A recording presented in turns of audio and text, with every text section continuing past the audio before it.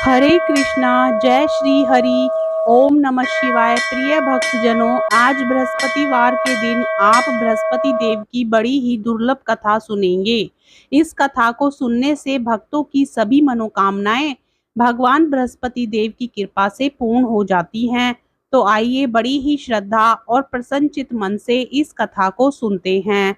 भारतवर्ष में एक प्रतापी और दानी राजा राज्य करता था। वह नित्य गरीबों और ब्राह्मणों की सहायता करता था। यह बात उसकी रानी को अच्छी नहीं लगती थी। वह ना ही गरीबों को दान देती थी और ना ही भगवान का पूजन करती थी, और राजा को भी दान देने से मना किया करती थी।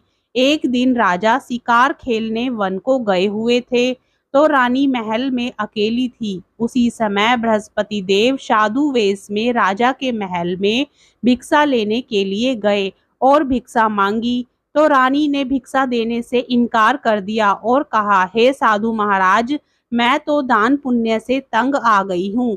मेरा पति सारा धन लुटाते रहते हैं। मेरी इच्छा है कि हमारा धन नष्ट हो जाए, फिर ना रहेगा बांस और ना बजेगी बांसुरी। साधु ने कहा, देवी तुम तो बड़ी ही विचित्र हो। धन संतान तो सभी चाहते हैं, पुत्र और लक्ष्मी तो पापी के घर में भी होने चाहिए। यदि तुम्हारे पास अधिक धन है तो भूखों को भोजन दो, प्यासों के लिए प्याऊ बनवाओ, मुसाफिरों के लिए धर्मशालाएं खुलवाओ।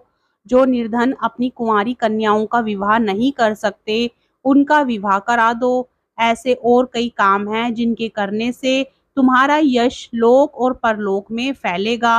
परंतु रानी पर उपदेश का कोई प्रभाव नहीं पड़ा। वह बोली, महाराज आप मुझे कुछ ना समझाएं। मैं ऐसा धन नहीं चाहती जो हर जगह बांटती फिरूं। साधु ने उत्तर दिया, यदि तुम्हारी ऐसी इच्छा है तो तथास्तु। तुम ऐसा करना कि बृहस्पतिवार को घर लीपकर पीली मिट्टी से अपना सिर धोकर स्नान करना, भट्टी चढ़ाकर कपड़े धोना। ऐसा करने से आपका सारा धन नष्ट हो जाएगा। इतना कहकर वह साधु महाराज वहां से आलोक हो गए, और साधु के अनुसार कई बातों को पूरा करते हुए रानी को केवल 3 बृहस्पतिवार ही बीते थे कि उसकी समस्त धन संपत्ति नष्ट हो गई। भोजन के लिए राजा का परिवार तरसने लगा।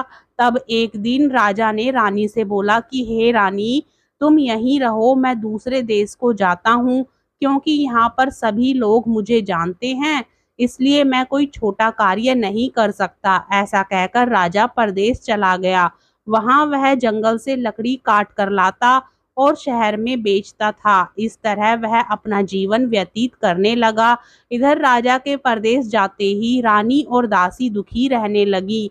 एक बार जब रानी और दासी को 7 दिन तक बिना भोजन के रहना पड़ा, तो रानी ने अपनी दासी से कहा, हे दासी, पास ही के नगर में मेरी बहन रहती है, वह बड़ी धनवान है, तू उसके पास जा और कुछ लेकर आ, ताकि थोड़ा बहुत गुजर बसर हो सके। रानी दासी की बहन के पास गई।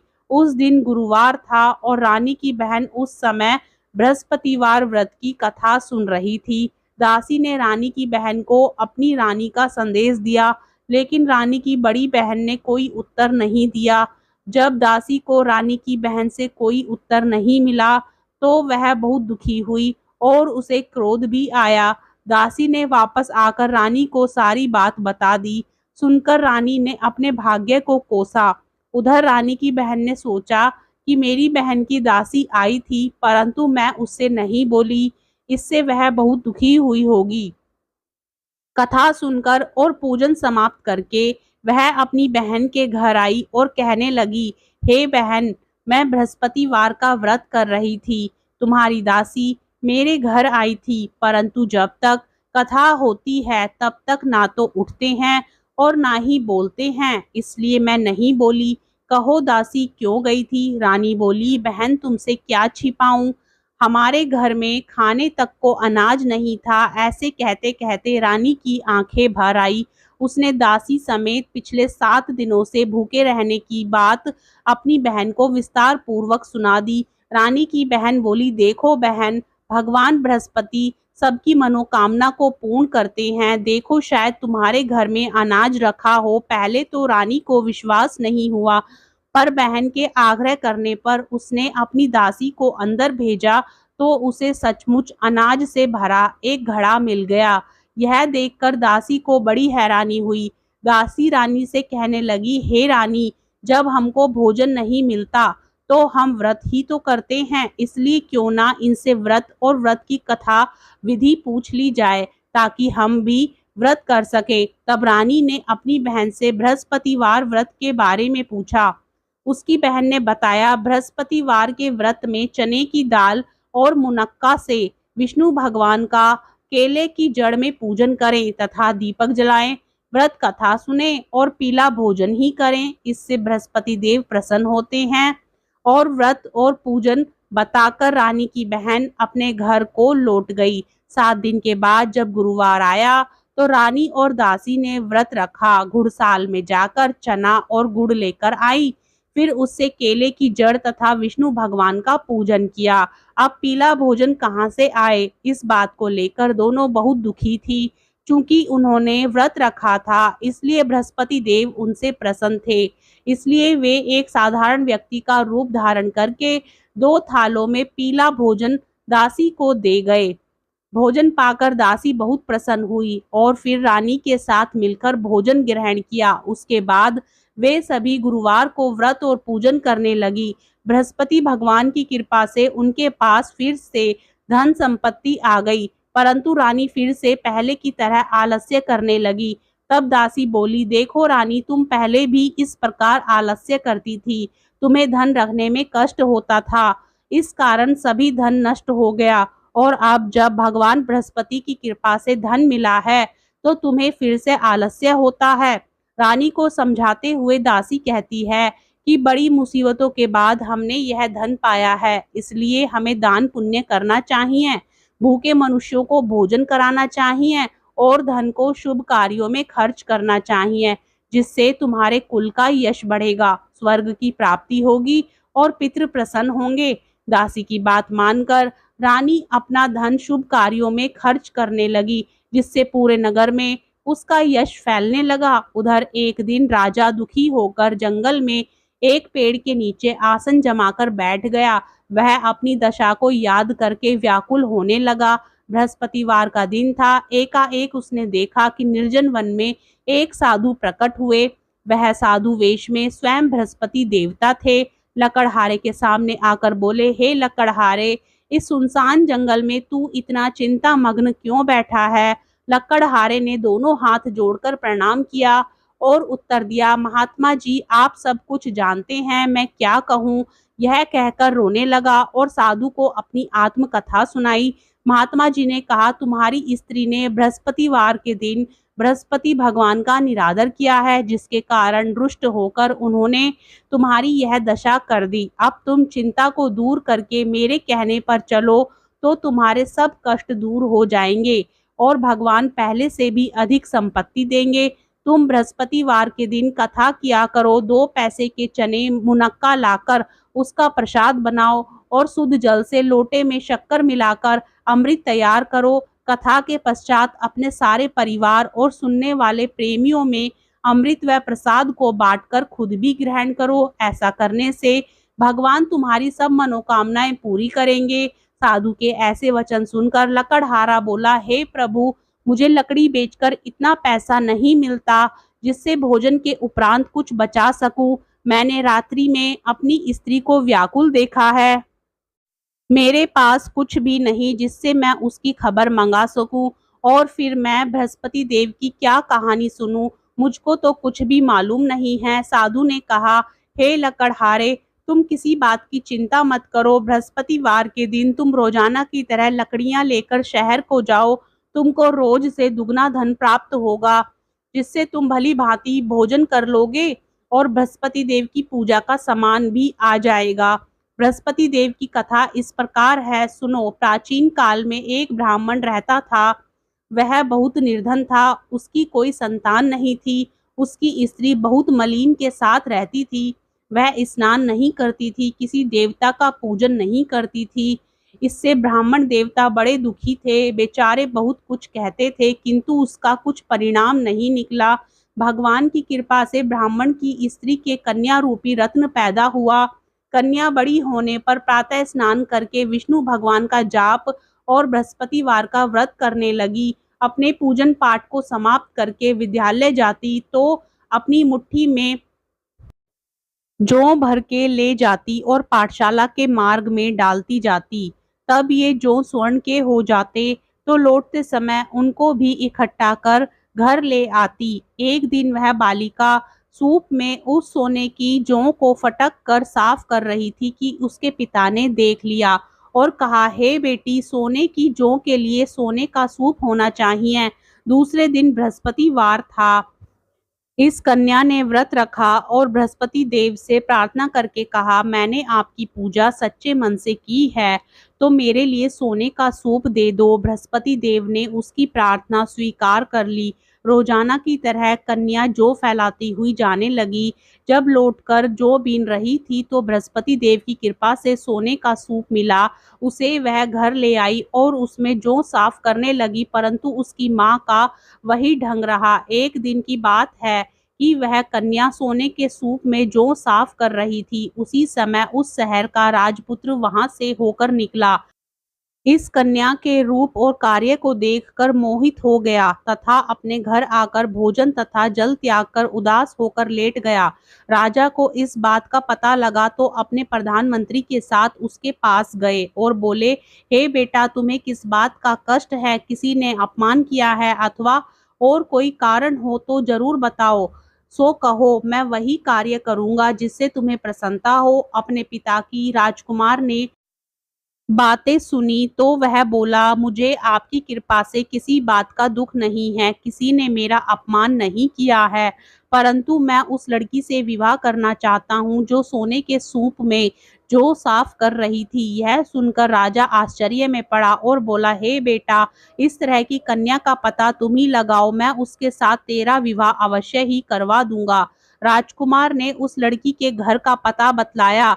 तब मंत्री उस लड़की के घर गए और ब्राह्मण देवता को सभी हाल बतलाया। ब्राह्मण देवता राजकुमार के साथ अपनी कन्या का विवाह करने के लिए तैयार हो गए तथा विधि विधान के अनुसार ब्राह्मण की कन्या का विवाह राजकुमार के साथ हो गया। कन्या के घर से जाते ही पहले की भांति उस ब्राह्मण देवता के घर में गरीबी का निवास हो गया। अब भोजन के लिए भी अन्न बड़ी मुश्किल से मिलता था। एक दिन दुखी होकर ब्राह्मण देवता अपनी पुत्री के पास गए। बेटी ने पिता की दुखी अवस्था को देखा और अपनी माँ का हाल पूछा। तब ब्राह्मण ने सभी हाल कहा। कन्या ने बहुत सा धन देकर अपने पिता को विदा कर दिया। इस तरह ब्राह्मण का कुछ समय सुखपूर्वक व्यतीत हुआ। कुछ दिन बाद फिर वही हाल हो गया। ब्राह्मण फिर अपनी कन्या के यहाँ गया और सारा हाल कहा तो लड़की बोली, हे पिताजी, आप माताजी को यहाँ लिवा लाओ, मैं उसे विधि बता दूंगी जिससे गरीबी दूर हो जाए। वह ब्राह्मण देवता अपनी स्त्री को साथ लेकर पहुंचे तो अपनी माँ को समझाने लगी, हे माँ, तुम प्रातःकाल प्रथम स्नान आदि करके विष्णु भगवान का पूजन करो तो सब दरिद्रता दूर हो जाएगी। परंतु उसकी माँ ने एक भी बात नहीं मानी और प्रातःकाल उठकर अपनी पुत्री के बच्चों की जूठन को खा लिया। इससे उसकी पुत्री को भी बहुत गुस्सा आया और एक रात को कोठरी से सभी सामान निकाल दिया और अपनी माँ को उसमें बंद कर दिया। प्रातःकाल उसे निकाला तथा स्नान आदि करा के पाठ करवाया तो उसकी माँ की बुद्धि ठीक हो गई और फिर प्रत्येक बृहस्पतिवार को व्रत रखने लगी। इस व्रत के प्रभाव से उसके माँ बाप बहुत ही धनवान और पुत्रवान हो गए और बृहस्पति जी के प्रभाव से इस लोक का सुख भोगकर अंत में स्वर्ग लोक को प्राप्त हुए। इस तरह कहानी कहकर साधु देवता वहां से अंतर्ध्यान हो गए। धीरे धीरे समय व्यतीत होने पर फिर वही बृहस्पतिवार का दिन आया। लकड़हारा जंगल से लकड़ी काटकर किसी शहर में बेचने गया। उसे उस दिन और दिन से अधिक पैसा मिला। राजा ने चना गुड़ आदि लाकर गुरुवार का व्रत किया। उस दिन से उसके सभी कलेश दूर हो गए। परंतु जब 12वां गुरुवार का दिन आया तो बृहस्पतिवार का व्रत करना भूल गया। इस कारण बृहस्पति भगवान नाराज हो गए। उस दिन उस नगर के राजा ने विशाल यज्ञ का आयोजन किया था। तथा शहर में यह घोषणा करा दी कि कोई भी मनुष्य अपने घर में भोजन ना बनवाए, ना आग जलाए। समस्त जनता मेरे यहाँ भोजन करने आए। इस आज्ञा को जो ना मानेगा उसे फांसी की सजा दी जाएगी। इस तरह की घोषणा संपूर्ण नगर में करवा दी गई। राजा की आज्ञा के अनुसार शहर के सभी लोग भोजन करने गए, लेकिन लकड़हारा कुछ देर से पहुंचा, इसलिए राजा उसको अपने साथ घर लेकर गए और ले जाकर भोजन करा रहे थे, तो रानी की दृष्टि उस खूंटी पर पड़ी जिस पर उसका हार लटका हुआ था। वह वहां पर दिखाई नहीं दिया। रानी ने निश्चय किया कि मेरा हार इस मनुष्य ने चुरा लिया है। उसी समय सिपाहियों को बुलाकर उसको कारागार में डलवा दिया। जब लकड़हारा कारागार में पड़ गया और बहुत दुखी होकर विचार करने लगा कि ना जाने कौन से पूर्व जन्म के कर्म से मुझे यह दुख प्राप्त हुआ है, और उसी साधु को याद करने लगा जो कि जंगल में मिला था। उसी समय तत्काल बृहस्पति देव साधु के रूप में प्रकट हुए और उसकी दशा को देखकर कहने लगे, अरे मूर्ख, तूने बृहस्पति देव की कथा नहीं करी, इस कारण तुझे दुख प्राप्त हुआ है। अब चिंता मत कर, बृहस्पतिवार के दिन कारागार के दरवाजे पर 4 पैसे पड़े मिलेंगे, उनसे तू बृहस्पति देव की पूजा करना, तेरे सभी कष्ट दूर हो जाएंगे। बृहस्पतिवार के दिन उसे 4 पैसे मिले। लकड़हारे ने कथा कही। उसी रात्रि को बृहस्पति देव ने उस नगर के राजा को स्वप्न में कहा, हे राजा, तुमने जिस आदमी को कारागार में बंद कर दिया है वह निर्दोष है, वह राजा है, उसे छोड़ देना। रानी का हार उसी खूंटी पर लटका है। अगर तू ऐसा नहीं करेगा तो मैं तेरे राज्य को नष्ट कर दूंगा। इस तरह रात्रि के स्वप्न को देखकर राजा प्रातःकाल उठा और खूंटी पर हार देखकर लकड़हारे को बुलाकर क्षमा मांगी और लकड़हारे को योग्य सुंदर वस्त्र आभूषण देकर विदा कर दिया। बृहस्पति देव की आज्ञा के अनुसार लकड़हारा अपने नगर को चल दिया। राजा जब अपने नगर के निकट पहुंचा तो उसे बड़ा आश्चर्य हुआ। नगर में पहले से अधिक बाग, तालाब, कुएं तथा बहुत सी धर्मशाला, मंदिर आदि बन गई हैं। राजा ने पूछा, यह किसका बाग और धर्मशाला है? तब नगर के सब लोग कहने लगे, यह सब रानी और बांदी के हैं। तो राजा को आश्चर्य हुआ और गुस्सा भी आया। जब रानी ने यह खबर सुनी कि राजा आ रहे हैं तो उन्होंने दासी से कहा, हे दासी, देख राजा हमको कितनी बुरी हालत में छोड़कर गए थे। हमारी ऐसी हालत देखकर वह लौट ना जाए, इसलिए तू दरवाजे पर खड़ी हो जा। आज्ञा अनुसार दासी दरवाजे पर खड़ी हो गई। राजा आए तो उन्हें अपने साथ लेकर आई। तब राजा ने क्रोध करके अपनी रानी से पूछा कि यह धन तुम्हें कैसे प्राप्त हुआ है? तब उन्होंने कहा, हमें यह सब धन बृहस्पति देव के इस व्रत के प्रभाव से प्राप्त हुआ है। राजा ने निश्चय किया कि 7 रोज बाद तो सभी बृहस्पति देव का पूजन करते हैं, परंतु मैं प्रतिदिन में 3 बार कहानी और रोज व्रत किया करूंगा। अब हर समय राजा के दुपट्टे में चने की दाल बंधी रहती और दिन में 3 बार कहानी कहते। एक रोज राजा ने विचार किया कि चलो अपनी बहन के यहाँ हो आवें।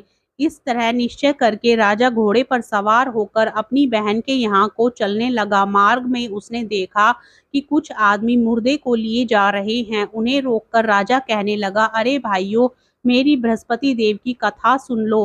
वे बोले, लो, हमारा तो आदमी मर गया है, इसको अपनी कथा की पड़ी है। परंतु कुछ आदमी बोले, अच्छा कहो, हम तुम्हारी कथा भी सुनेंगे। राजा ने दाल निकाली और जब कथा आधी हुई थी कि मुर्दा हिलने लग गया, और जब कथा समाप्त हो गई तो राम राम करके मनुष्य उठकर खड़ा हो गया।